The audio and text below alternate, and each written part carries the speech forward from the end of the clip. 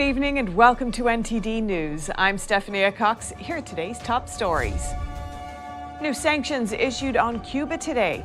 The U.S. government reaffirms its support for the Cuban people who are rising up against the communist regime and fighting for freedom.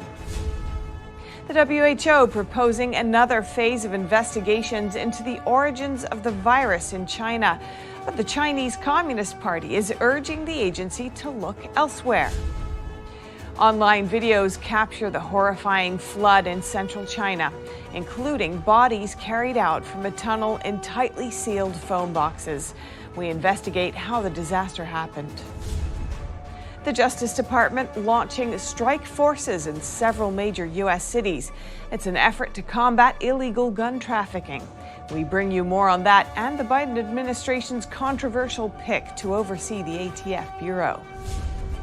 And a few education influencers tell us what they think is the root cause of problems in the modern education system and how parents can overcome these challenges.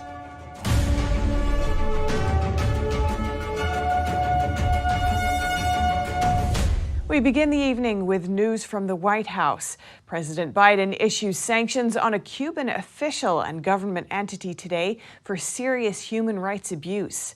It's a direct response to the Cuban regime's crackdown on the historic protests that have been taking place across the island.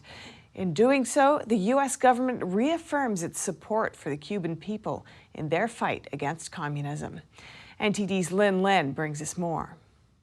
The sanctions imposed on Thursday by the Treasury Department targets the head of the Cuban military and an Interior Ministry Special Forces unit that was responsible for driving the crackdown. President Biden said in a statement that the sanctions are just the beginning. He said the United States stands with the brave Cubans who have taken to the streets to oppose 62 years of repression under a communist regime. The sanctions were issued under the Global Magnitsky Act, used to punish human rights violators with asset freezes and travel bans.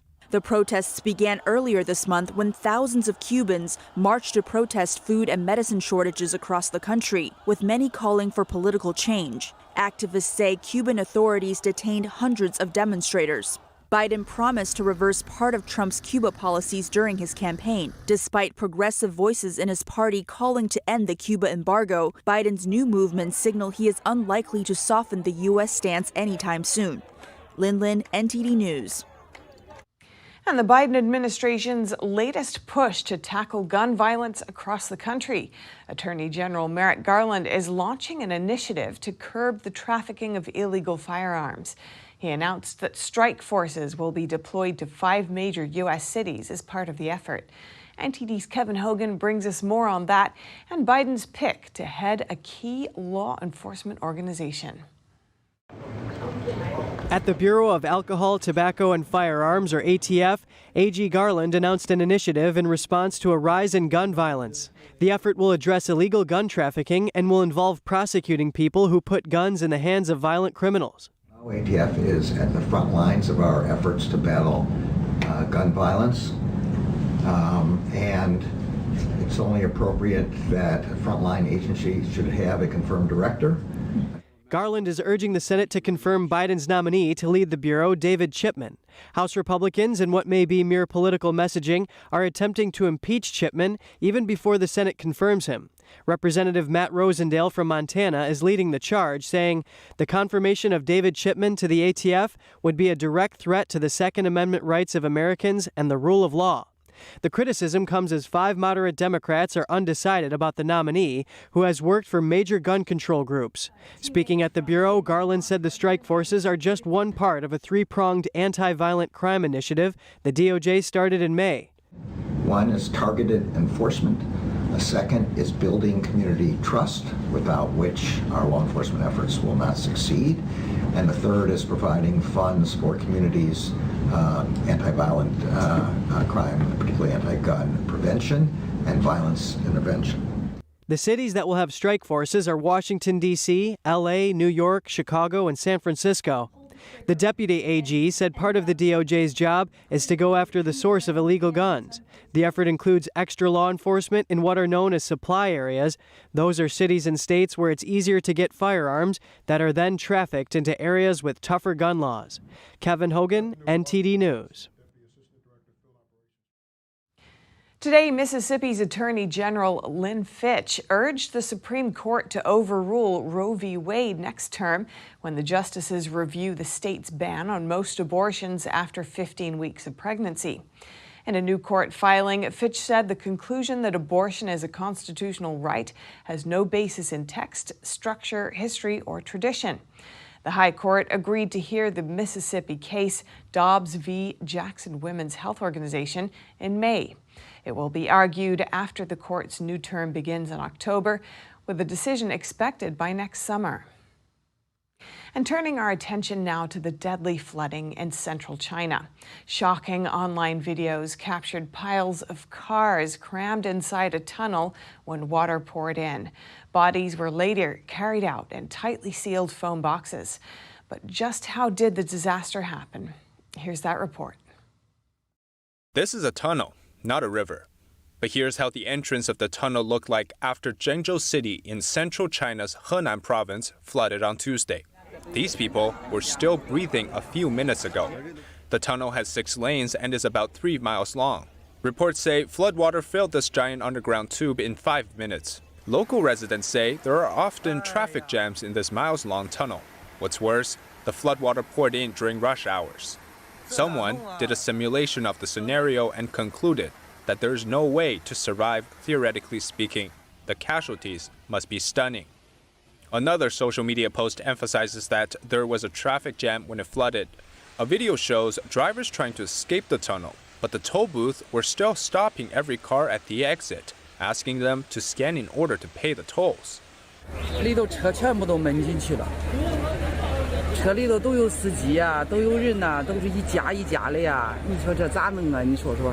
A missing persons list from Chinese media, The Paper, tells the story of 2 14-year-old boys trapped in the tunnel. The report says they entered the tunnel on their electric bikes. One boy called his classmate, saying his bike was washed away.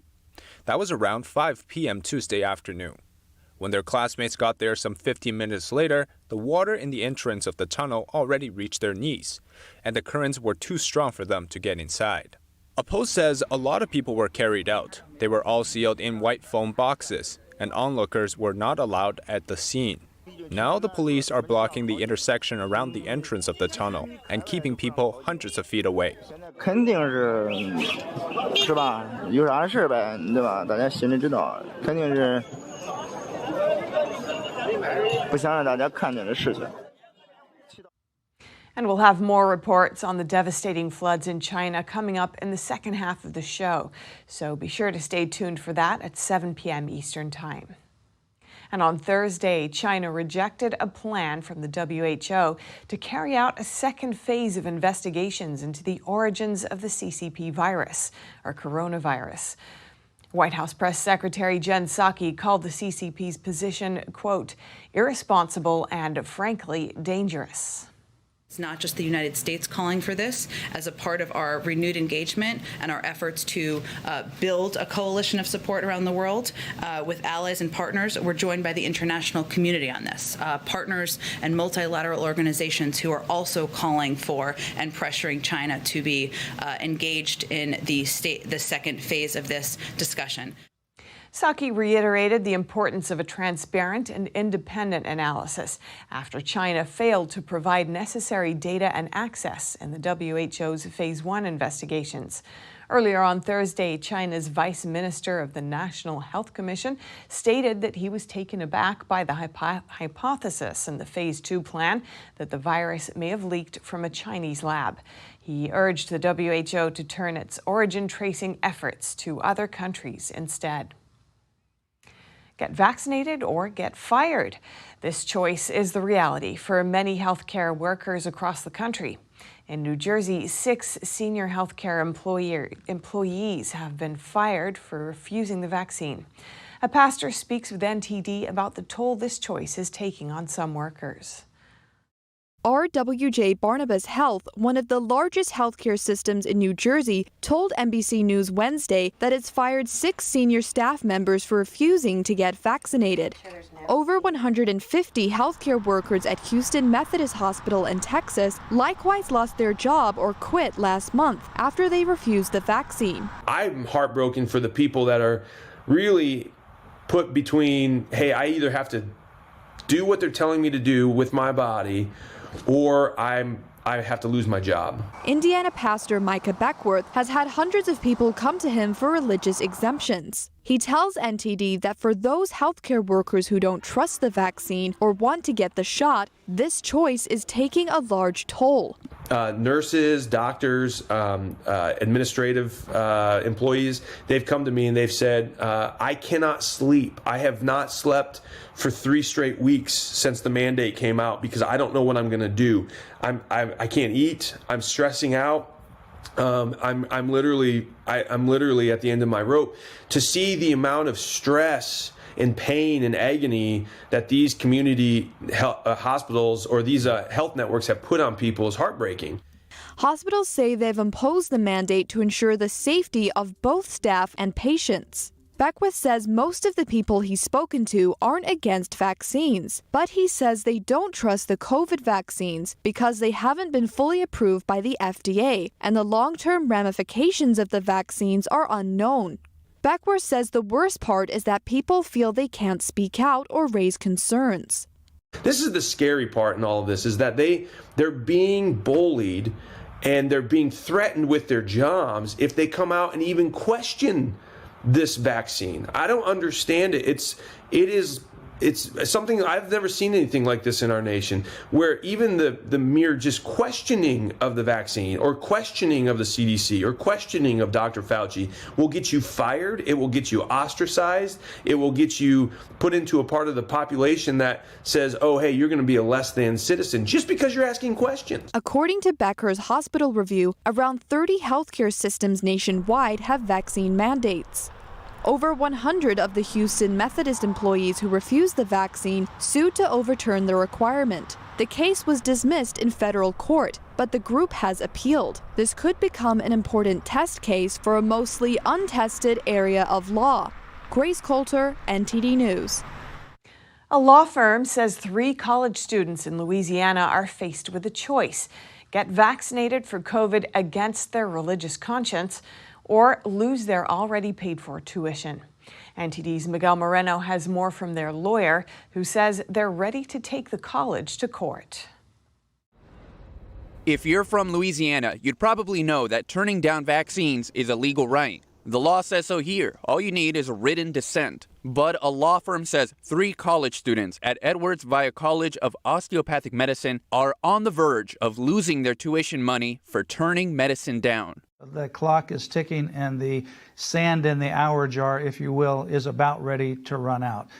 Matt Staver is the founder of Liberty Counsel, a law firm representing all 3 students being forced to vaccinate against COVID. Staver's team has sent a letter to the college demanding that they give these students a pass for religious reasons. How long will you wait before filing a lawsuit? Why not file a lawsuit now?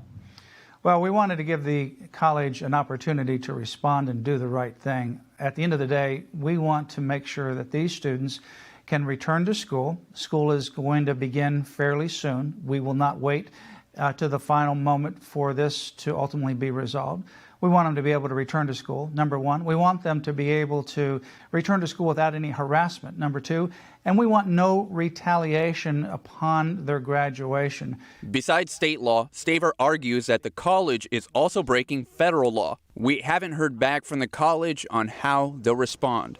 Miguel Moreno, NTD News. Around 60% of New Yorkers have been vaccinated by now, and the city is pushing to get more people vaccinated, especially essential workers on the front line. NTD's Arian Pazdar has the story. If you live in New York, chances are 60-40 that you didn't get your shot yet. That's because 40% of all New Yorkers are still unvaccinated. Now, what's more interesting, though, is the fact that that number is exactly the same for healthcare workers. So doctors, nurses, etc., only 60% of those have been vaccinated. Now, the city wants to bring that number up That's why they're requiring those workers to either get vaccinated or get tested for COVID once a week. Dr. Laskela is president of the New York County Medical Society. He told NTD why almost half of the healthcare workers might not want to get the shot. I think there's a lot of fear.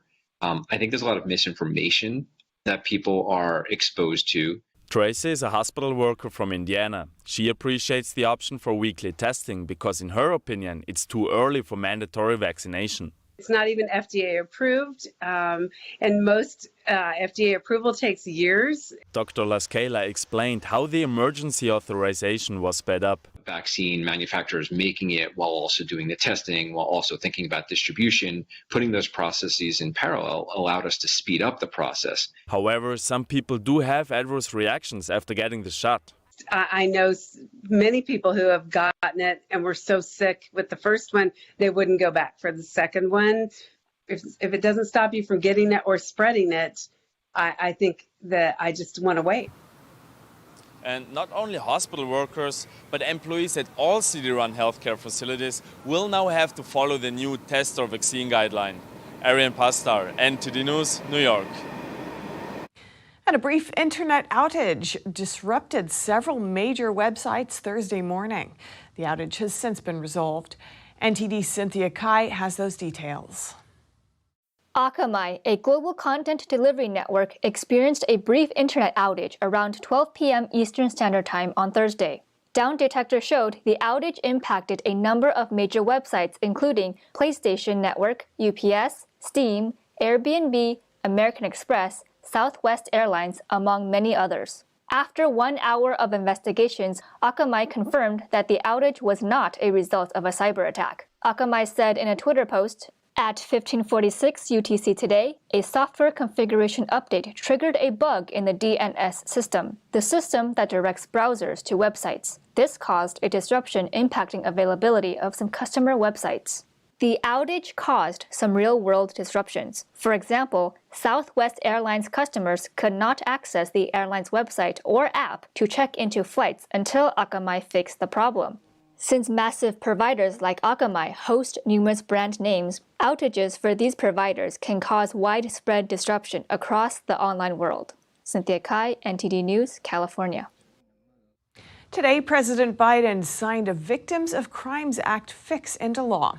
The bipartisan bill will provide a new revenue source to support crime victim service programs around the nation. President Biden signed the bill Thursday. Also in attendance, Vice President Harris and some of the main sponsors of the bill. Today, I think is a day of hope. And I mean that, a day of hope and healing for victims of crime and organizations that support those victims of crime.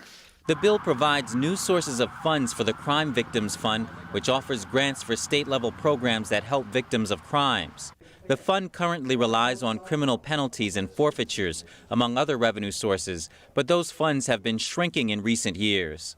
The bill redirects monetary penalties into the fund that come from certain federal agreements, fees that would otherwise have gone to a general treasury fund. It also increases the percentage of state compensation payments to victims from 60% to 75% and directs states to waive the matching requirement for 1 year after the pandemic.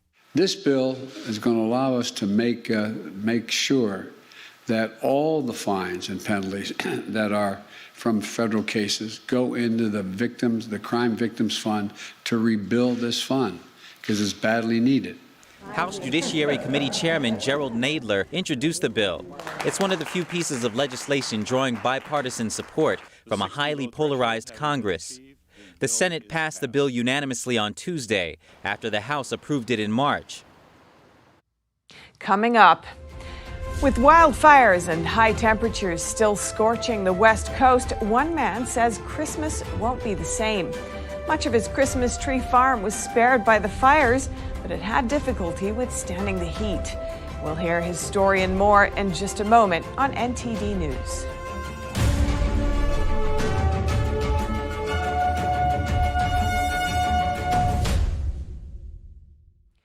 The Christmas season in Oregon may look a little different this year as high temperatures and wildfires continue to burn across parts of the state. One Christmas tree farmer has seen much of his tree farm scorched by the sun. NTD's Jason Perry has the story. Jacob Hemphill, the owner of Hemphill Tree Farm, estimates that he's lost over $100,000 in Christmas trees this year due to the recent heat wave. Usually our weather's pretty fair, you know, warm summers. Usually it's 80 this time of year, 85, and they can handle that, 90. But the big loss is usually in August, you know, September, when it's been dry and hot for a long time. But this year with that heat wave, I mean, it just wiped them out. During the recent heat wave, temperatures got as high as 115 in some parts of the Portland metro area. He said the losses will take a toll on his family this year, but he still has hope things will improve next year. We're in, you know, Christmas tree country, and we just roll with the punches. You know, we got good years, we got bad years. We plant the trees, they die, we replant the trees. Sometimes they die again, we plant them again. That's all you can do. You know, when you're farming, you just do what you got to do to keep going. Meanwhile, as the temperatures remain high in Oregon, the so-called bootleg fire has been burning for weeks. Authorities say it was ignited by lightning and smoldered for days before it was detected. It has already burned up more land than half the size of Rhode Island. The fire is said to be so big that it is now generating its own weather, capable of generating lightning strikes that could spark another fire. Jason Perry, NTD News. And a big, expensive job ahead for Pacific Gas Electric in California. Last year, it pleaded guilty to manslaughter because its equipment ignited wildfires in the state. Now it wants to bury a large portion of its power lines. NTD's Evelyn Lee has more on what PG&E executives had to say. We are here today to launch our Make It Safe, Bury the Lines program. PG&E, the power company whose equipment was involved in causing over 20 wildfires, the burning of thousands of homes, and the deaths of over 100 people, now wants to move 10,000 miles of power lines underground. 10,000 miles of line is a trip from Chico to LA 11 times and back. This is an undertaking that no one else has pursued at this scale, but we know that we can do it here. The plan is expected to cost up to $20 billion.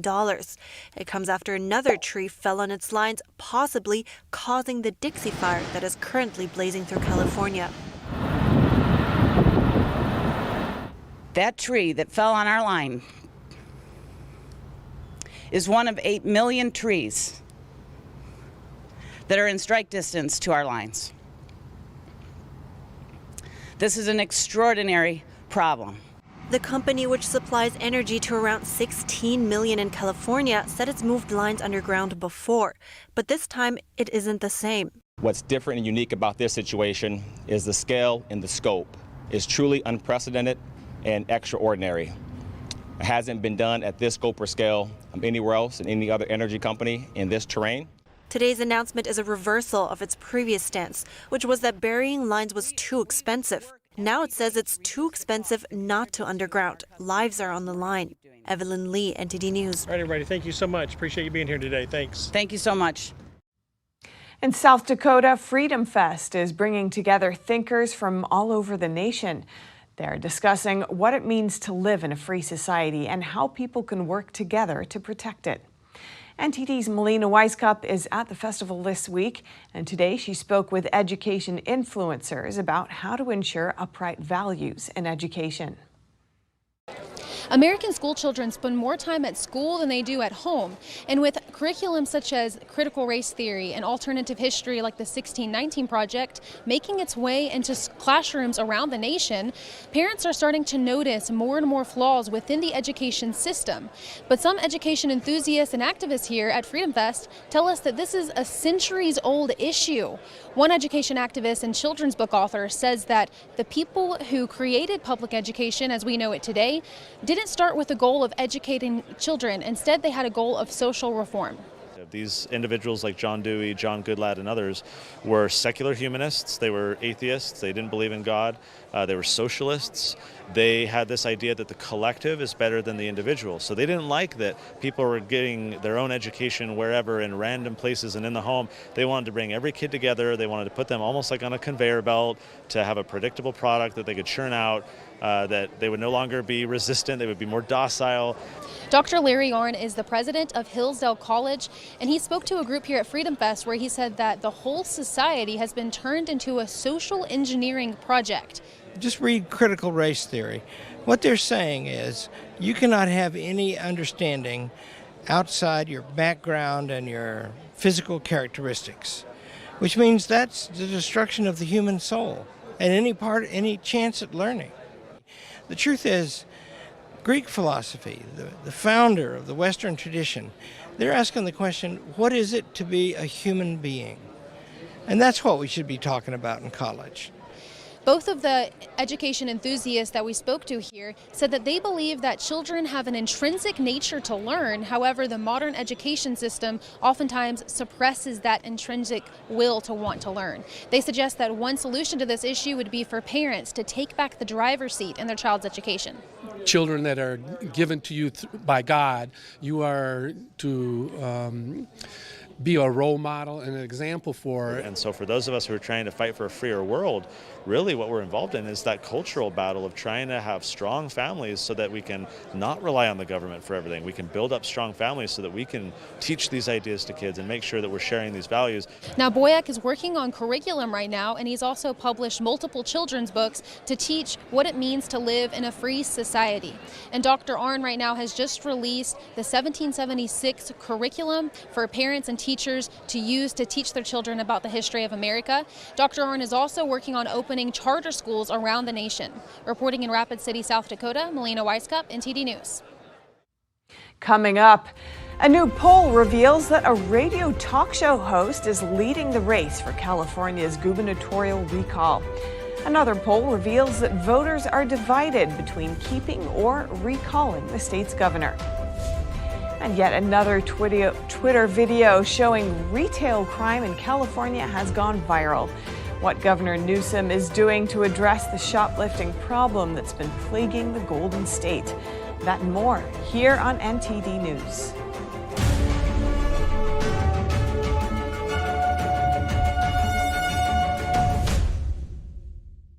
Hi folks, Joe Namath here with a new message about your Medicare benefits. You may be entitled to transportation, meals, and expanded coverage for dental work that includes extractions, fillings, and dentures, all at no additional cost. Plus, depending on your zip code, you may be entitled to the Medicare benefit that adds money to your Social Security check every single month. Call and get everything you deserve. Call now. It's free. I'm on a fixed income, so I called to get money added to my Social Security check. They helped me so much. I called to save money on copays, get prescriptions, transportation, and my dental work covered. I couldn't believe I was spending money I don't have to spend. Millions of people have trusted the Medicare Coverage Helpline, and you can too. Call now. It's free. Call 1-800-764-1930. That's 1-800-764-1930 now. The wait is finally over. Shen Yun returns to the stage with an all-new production filled with beauty, majesty, and a powerful message of hope. Discover the lost culture of ancient China. Discover this season, Shen Yun 2021. Coming to the Palace Theater, July 24th and 25th. Tickets at shenyun.com/Stanford, 888-90-SHOWS.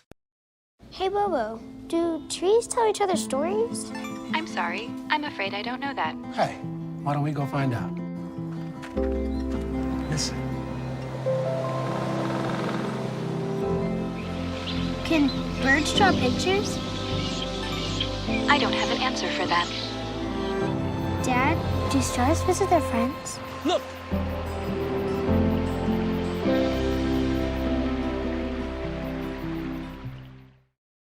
When you look at TV networks in America, a soundbite and fight-it-out culture prevails on news and commentary programs. As a Canadian, I'm fascinated with America, and I wanted to offer American thought leaders an opportunity to share their thoughts in a deep dive format, where we can explore their ideas together. And so American Thought Leaders was born. The world's most brilliant thinkers believed that open discourse was the key to greatness. However, all around the world, we see that discourse is being stifled and political agendas have subverted media. The Epoch Times launched its Global Thought Leaders program to bring back this great tradition of free thought. As the host of American Thought Leaders, every week I interview some of the most intriguing minds on the most pressing issues of our time. Be sure to check out our new episodes every week.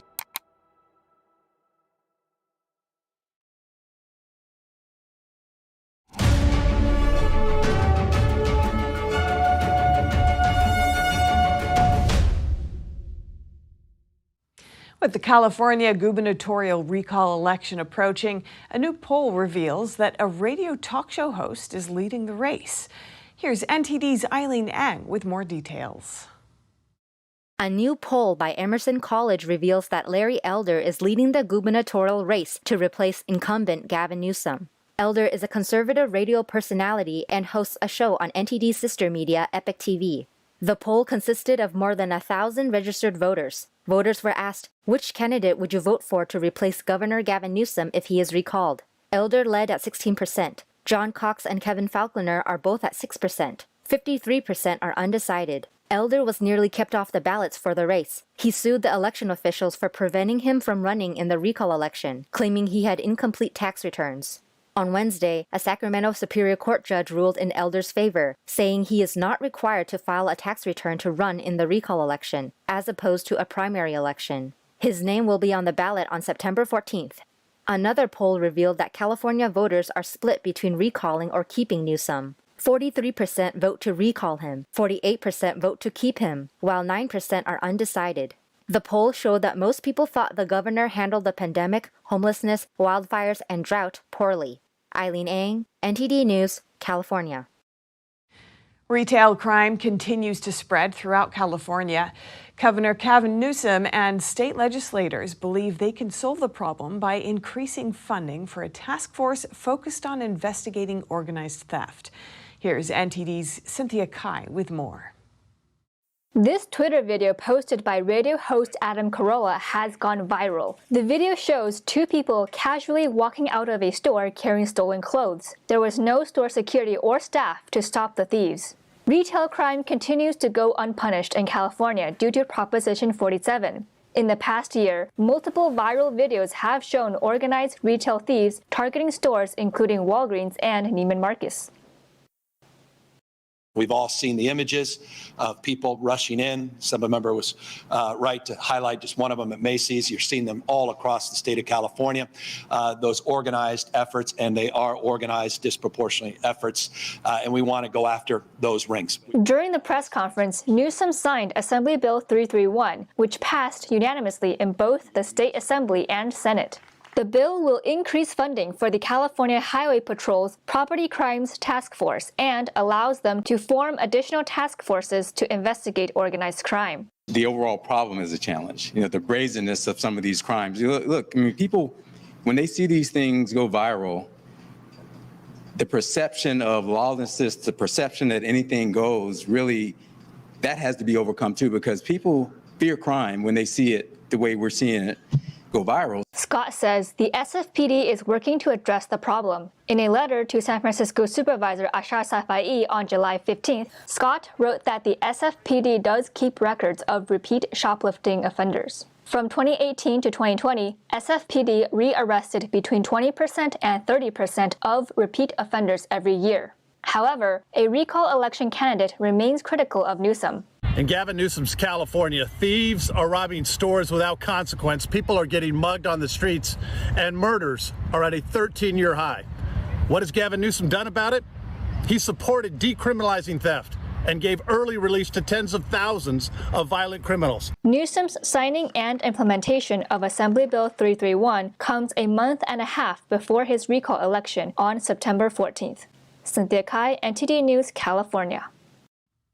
Coming up, horrific scenes from the flood in central China. Authorities made matters worse by releasing water from a reservoir without warning, and numerous subway passengers drowned inside the train cars. And Hong Kong police say children's tales of sheep and wolves incite sedition. They arrested 5 people who published the books. That and more here on NTD News.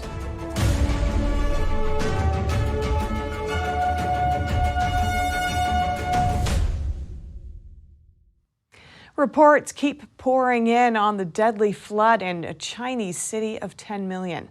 Disturbing online videos show flood victims lying lifelessly inside subway stations. NTD's Tiffany Meyer brings us more. Zhengzhou residents are demanding to know why authorities failed to warn them of the impending flash flood.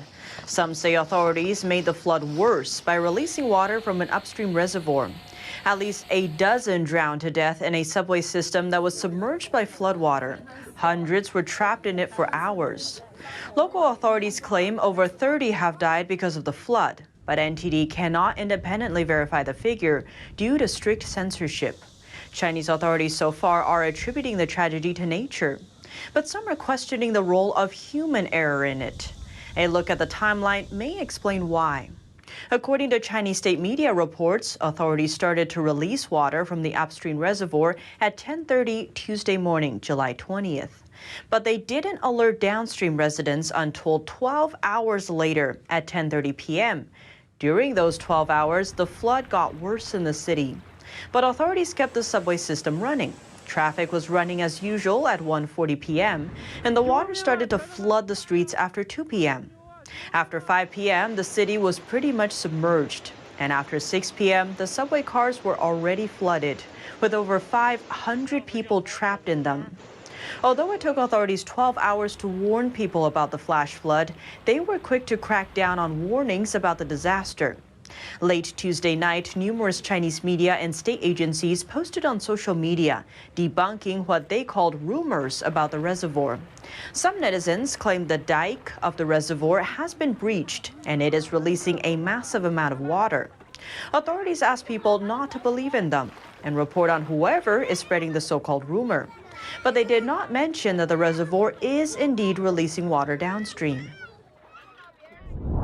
An insider explains in a Chinese social media post that authorities' failure to act led to the disaster in the Zhengzhou subway system. In the post, the person said he or she works for the Zhengzhou subway, but didn't give his or her name. The person says leaders in every node of the subway system dared not to make decisions. To avoid taking the responsibility, operation leaders just let the trains run, even though they had already received a red-level flood warning. As a result, many rescue opportunities were wasted, and many trains were stuck in the tunnels. The insider says from when the floodwater submerged the rails till it eventually submerged the evacuation platforms, authorities on the spot had enough time to evacuate the passengers, but they didn't. And regular employees also didn't dare to take responsibilities. The insider says the coordinators on duty should have kept the trains out of the tunnels, but they didn't. The drivers should have opened the doors and let the passengers out, but they didn't. The insider writes with expletives, these people are all killers. He or she adds that everyone in the management system had their own calculations and wanted to assume nothing will go wrong, adding this is a man-made disaster. And a video taken inside the Zhengzhou subway is grabbing people's attention. Many netizens are asking what was happening. Just a warning, some viewers may find the following footage disturbing due to its graphic nature. This video has been circulating online since Tuesday. Several flood victims were seen lying on the ground, showing no signs of life. A person with a medical gown can be spotted, and on the ground there was a medical box and a pair of scissors. The victims had their eyes covered with medical gauze. A top member of the Republican Party says he checked with medical professionals in the U.S. on reviving drowning victims, and they all said that revival measures like CPR do not cause bleeding. Some netizens are questioning if the doctor was taking the cornea from the corpses. Others said it's not confirmed, and the blood could have come from suffocation. Cornea can be transplanted to patients with certain eye diseases. And organ transplantation has been a lucrative business in China for decades. NTD cannot verify these speculations. And while Zhengzhou City flooded, some online videos capture how residents are helping each other survive. The underground floor of a shopping center was flooded, and many people were stuck inside. Residents formed a team and used a rope to drag them out. A man used his own boat and went out to rescue other villagers. The caption in the video says he rescued more than 20 people. Cars are soaked in water, and people inside try to rescue themselves. A man was having trouble keeping himself afloat. Another man close by saw him and quickly swam over to rescue him. The video was taken at the entrance of the city's Jingguang Road tunnel. Hong Kong police arrested 5 people over children's books. The police say the 5 people who published the books aimed to incite hatred towards the city's government. Flora Bradley Watson reports. 5 people in Hong Kong have been arrested on charges of sedition for books they published featuring sheep and wolves. Hong Kong police say the stories are aimed at inciting hatred amongst young people towards the city's government. Those arrested were members of a speech therapists union that produced books for children. They were arrested under a colonial-era law targeting sedition, which had been rarely used before the anti-government protests. First convictions under the sedition law carry a maximum penalty of 2 years in prison. At a media briefing on Thursday, police displayed the confiscated books. One of them is titled Defenders of the Sheep Village and tells the story of wolves wanting to occupy a village and eat the sheep, who in turn use their horns to fight back. Police say the book was connected to the 2019 protests. 2 other books were highlighted as raising concern, including one about 12 sheep taken by wolves to the beasts' village, where they would be cooked. It potentially alludes to the 12 Hong Kong people captured by China in August last year as they tried to flee the city by boat. Thursday's arrests add to fears about the shrinking space for dissent in Hong Kong since Beijing imposed a national security law last year. Security officials have said law enforcement is based on evidence and has nothing to do with an individual's political stance, background, or profession. A senior UK lawmaker is warning about the security of British citizens' sensitive medical data. That's because a Chinese military-linked company is harvesting genetic data from millions of women around the world. NTD's Joanne Robson has more on this. Earlier this month, it was reported that Chinese company BGI has been using prenatal tests to harvest data on the genomics of millions of women around the world. Senior Conservative MP Tom Tugendhat says the UK should be concerned over its implications for privacy. I'm always concerned when data leaves the United Kingdom that it should be treated with the respect and privacy that we would expect here at home. And the concern that this raises is that it may not be so. Tugendhat says BGI's links with the Chinese military is raising additional concerns that Beijing may use the data to gain advantage over other countries. The connections between Chinese genomics firms and the Chinese military are, do not align with what we would normally expect in the United Kingdom or indeed many other countries of the kind of collaboration we would expect to see. We expect science collaboration to be on the basis of open scientific endeavour. We don't expect it to be in terms of narrow national advantage, and that's what raises concerns here as well. Tugendhat chairs Parliament's Foreign Affairs Select Committee and leads the China Research Group, a group of Conservative MPs which looks to rebalance a strategic relationship with China. He is one of 9 British lawmakers who have been sanctioned by the Chinese regime for highlighting alleged human rights abuses against Uyghur Muslims in Xinjiang. Joanne Robson, NTD News. Coming up, the French Parliament considers new COVID restrictions as its health pass measures set in, and street protests continue. Ancient forests in Bosnia and 9 other countries could be granted UNESCO World Heritage status. Find out more in just a moment here on NTD News.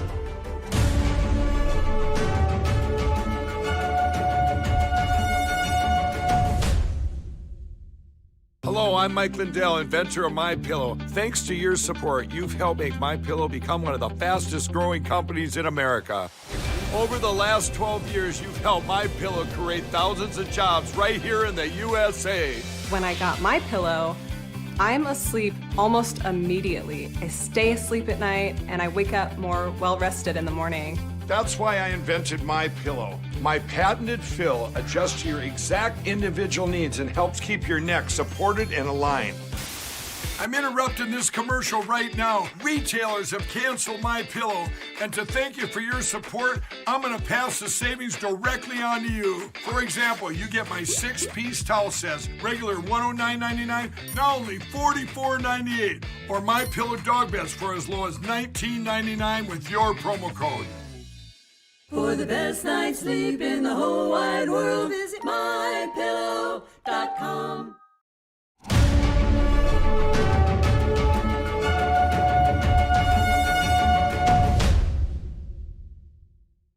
In the UK, supermarkets are responding to reports of empty shelves, telling customers not to panic buy.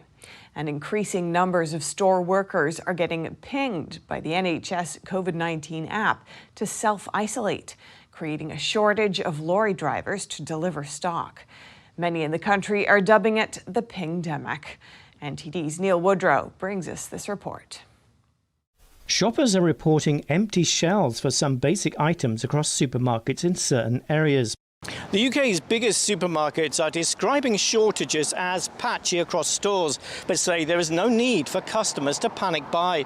They say any gaps on the shelves are temporary as they await daily deliveries.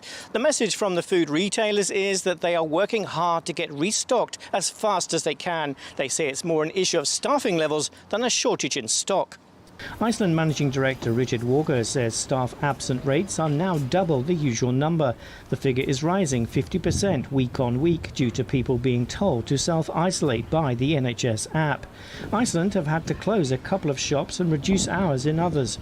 Speaking to BBC Radio 4's Today programme, Walker also said Iceland was having to hire 2,000 temporary workers to prepare for the exponential rise in pinging. NHS figures show a record number of users of the NHS COVID-19 app in England and Wales have been in close contact with someone who had tested positive for the virus. In the week to July the 14th, over 600,000 were alerted. The government says that from the 16th of August, those who are double vaccinated will not need to self-isolate for 10 days if pinged by the app, but some are calling for that date to be brought forward. Speaking to the Vaccines Minister in the Commons on Thursday, previous Health Secretary and current chair of the Health Select Committee, Jeremy Hunt, referred to a YouGov poll that says 1 in 10 have recently deleted the NHS COVID app. Given that he made his living from listening to public opinion, does he not think it's time for the government to listen to public opinion and scrap the 10-day isolation requirement immediately for people who are pinged who have been double jabbed, in favour of having to get isolate until they have done a negative PCR test? Otherwise we risk losing social consent for this very, very important weapon against the virus. The Vaccines Minister replied that they were looking to transition from pandemic to endemic status. If you allow all these things to happen too rapidly and people then decide not to self-isolate, then I think you run the risk of infection rates running away with us and challenging the strategy of transition. Some critical workers in certain sectors are to be earmarked by the government for exemption from having to self-isolate if they have been fully vaccinated prior to the August 16th date. According to Downing Street, the guidance will appear on the Government UK website on Thursday the 22nd. Neil Woodrow, NTD News. And the French Parliament is deep in debate about rules surrounding their COVID health pass and mandatory vaccinations, while people take to the streets to protest the new restrictions. NTD's David Vives has more from Paris. After 1 day and 1 night of discussion, the new health pass bill is still under consideration in the French Parliament. The pass came into effect Wednesday and is now required for people heading to museums, cinemas or swimming pools in France.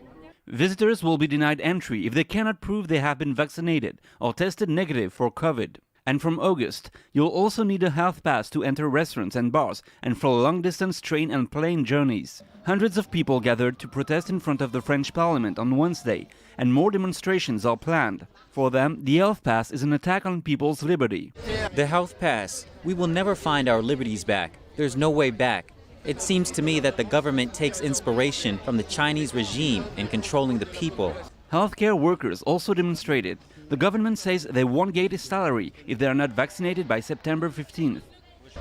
It's important to me to protest. I want my values, my beliefs to be respected. I'm against being forced to get vaccinated in order to live my life. This is for my future and my children's future. The draft bill seeks to extend these measures and others, including police monitoring of COVID-positive people in quarantine. It will then be examined in the Senate. David Vives, NTD News, Paris. People usually associate World Heritage with epic monuments like the pyramids or the Great Wall of China.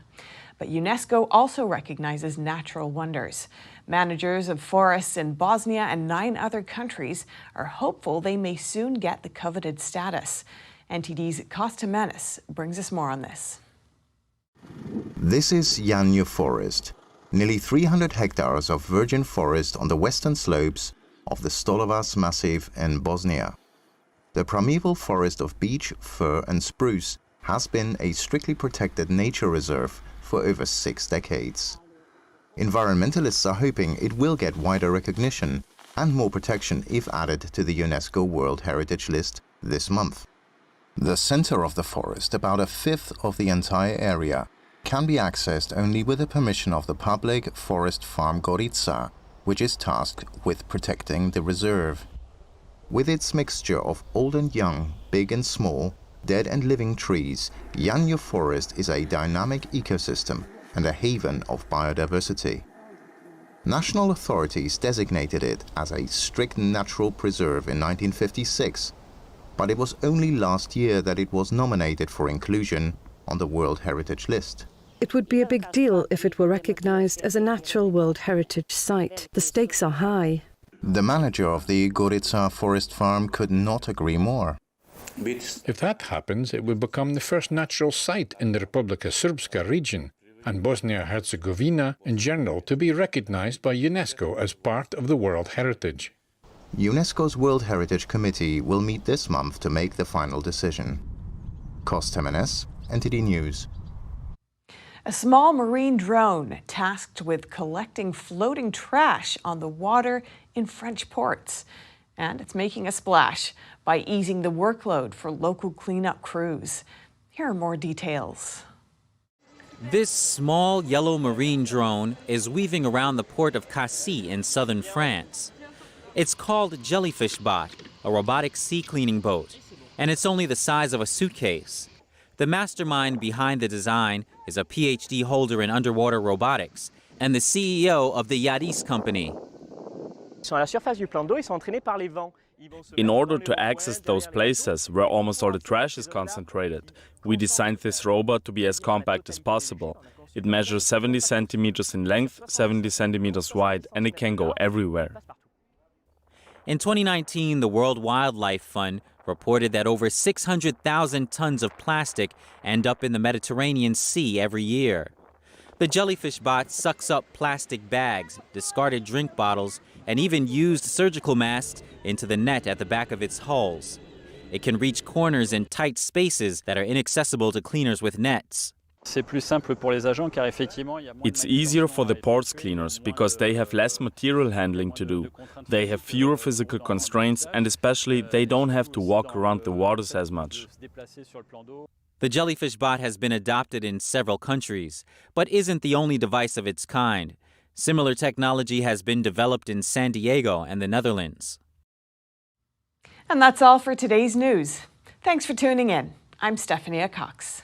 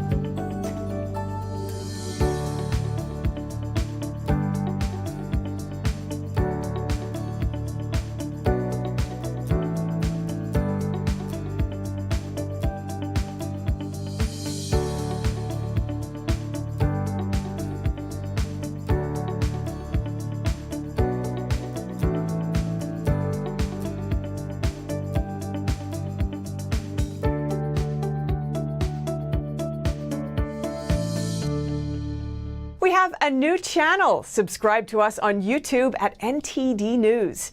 Get the highlights of our news broadcast and the most important headlines that we curate especially for you. Don't let YouTube decide what information you get. That's your choice. YouTube is deleting our videos and cuts you off from a source of honest reporting. Make sure you don't lose access to NTD's news content, and take a quick moment to subscribe to our newsletter so no matter what happens here, you'll keep your access to a trustworthy news source.